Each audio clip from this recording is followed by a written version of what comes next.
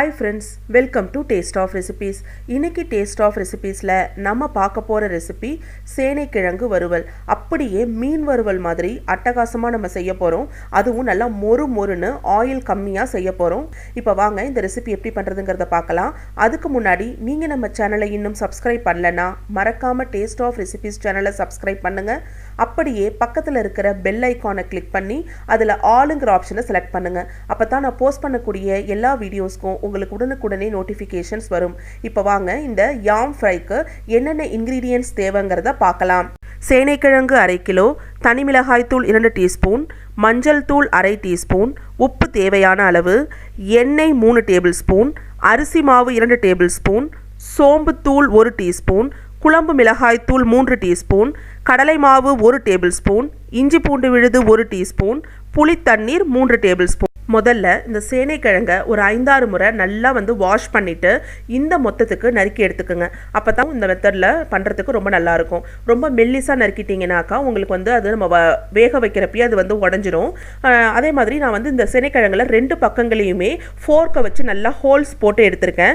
இந்த மாதிரி நம்ம ஹோல்ஸ் போட்டு நம்ம எடுக்கிறதுனால என்ன ஆகும் அப்படின்னா, நம்ம மேரினேட் பண்ணுறப்போ அந்த மசாலாலாம் நல்லா அந்த சேனைக்கிழங்குக்குள்ளே நல்லா இறங்கி ரொம்ப சாப்பிட்றப்ப ரொம்பவே ருசியாக இருக்கும். ஃபஸ்ட்டு ஒரு பேனில் கொஞ்சமாக தண்ணி சேர்த்துக்கிறேன். சில சேனைக்கிழங்கு உங்களுக்கு ரொம்பவே கரகரப்பு தன்மை இருக்கும். நம்ம நறுக்கிறப்பே நமக்கு தெரியும், கைகள்லாம் அரிப்பெடுக்கும். ஸோ அந்த மாதிரி ரொம்ப கரகரப்பு இருக்கிற சேனைக்கிழங்குக்கு நீங்கள் அரிசி களைஞ்ச அந்த தண்ணி இருக்கும் இல்லையா, அரிசி நம்ம களைஞ்சிருப்போம், அந்த தண்ணி இருக்கும், அந்த தண்ணியில் சேர்த்து நீங்கள் அந்த சேனைக்கிழங்கை வேக வச்சுக்கலாம். ரொம்ப கரகரப்பு தன்மை இருந்ததுன்னா கூடவே நீங்கள் ஒரு வெத்தலையும் சேர்த்து கூட வேக வைக்கலாம். அந்த கரகரப்பு தன்மையை சுத்தமாக எடுத்துரும். இன்றைக்கி நான் எடுத்துக்கிட்ட இந்த சேனைக்கிழங்கு பார்த்தீங்கன்னா லைட்டாக கரகரப்பு தன்மை இருக்குது, லைட்டாக அறுபது நமக்கு. அதனால நான் இன்னைக்கு ஒரே ஒரு வெத்தலை மட்டும் நான் இதில் சேர்த்துக்க போகிறேன். சேர்த்து நான் வேக வைக்க போகிறேன். ஸோ முதல்ல இந்த சேனைக்கிழங்கு எல்லாத்தையும் நான் இதில் சேர்த்துடுறேன். சேர்த்துட்டு இது கூடவே நான் ஒரே ஒரு வெத்தலையை நல்லா அதை பிச்சு இதில் அப்படியே சேர்த்துக்கிறேன். இது அந்த சேனைக்கிழங்குல இருக்கிற கரகரப்பை சுத்தமாக எடுத்துரும்.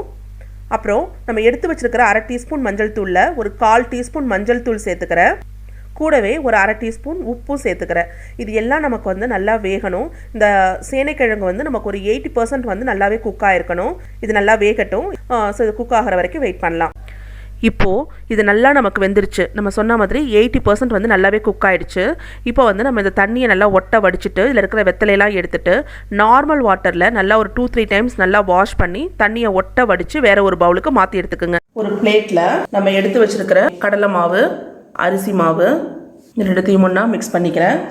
குழம்பு தூள், தனி காரத்தூள், மீதம் இருக்கிற மஞ்சள் தூள், சோம்பு தூள், உங்கள்கிட்ட கருவேப்பிலை இருந்ததுன்னா அதை கூட நீங்கள் பொடுசாக நறுக்கி இதில் சேர்த்துக்கலாம். இஞ்சி பூண்டு பேஸ்ட், தேவையான அளவு உப்பு சேர்த்து இது நல்லா பிசைஞ்சிருங்க. இப்போ இந்த மாதிரி எல்லாத்தையும் முதல்ல ஒன்றா கலந்துட்டு இப்போ நம்ம இங்கே எடுத்து வச்சுருக்கோம் பார்த்தீங்களா புளி தண்ணி, இதை கொஞ்சம் கொஞ்சமாக இதில் சேர்த்து நம்ம பிசைஞ்சுக்க போகிறோம். இப்போது நம்ம எடுத்து வச்சுருந்த புளித்தண்ணி எல்லாத்தையுமே இதில் சேர்த்து நல்லா பிசைஞ்சிருக்கோம். கூடவே இதில் ஒரு டீஸ்பூன் ஆயிலும் சேர்த்து நல்லா நம்ம பெரட்டிக்க போகிறோம். அந்த மாதிரி நம்ம பெரட்டுறதுனால இது நல்லா அந்த சேனைக்கிழங்குலாம் நல்லா பிடிச்சிருக்கும். நல்லா தொரன்னு பிசைஞ்சிடாதீங்க. தொரன்னு பிசைஞ்சிங்கன்னா அது சேனைக்கிழங்குல இந்த மசாலா ஒட்டாது. உங்களுக்கு இந்த கன்சிஸ்டன்சியில் இருந்தால் தான் கரெக்டாக இருக்கும். இப்போ இதான் நம்ம இந்த சேனைக்கிழங்குல அப்ளை பண்ணிடலாம். இந்த மாதிரி இந்த சேனைக்கிழங்கு எல்லாத்துலேயுமே நான் அந்த பேஸ்ட்டை அப்ளை பண்ணி வச்சுருக்கேன். எனக்கு நான் எடுத்துக்கிட்ட அளவு எல்லாமே கரெக்டாக இருந்தது. எனக்கு இந்த பேஸ்ட் ஃபுல்லாமே எனக்கு தீர்ந்துருச்சு. உங்களுக்கு இன்கேஸ் அது மீந்துச்சு அப்படின்னாக்கா நீங்கள் அதை ரெஃப்ரிஜிரேட்டரில் ஸ்டோர் பண்ணி வச்சுக்கலாம். 1 வீக் வரைக்கும் நீங்கள் அதை யூஸ் பண்ணிக்கலாம். அந்த மசாலாவை நீங்கள் அதே மாதிரி வாழைக்கால தடவி வறுக்கலாம். மீன் வறுவல் மாதிரியே ரொம்ப நல்லாயிருக்கும். மீனில் கூட நீங்கள் இந்த மசாலாவை அப்ளை பண்ணி நீங்கள் அதே மாதிரியே ஷாலோ ஃப்ரை பண்ணி எடுக்கலாம். ரொம்ப நல்லாயிருக்கும்.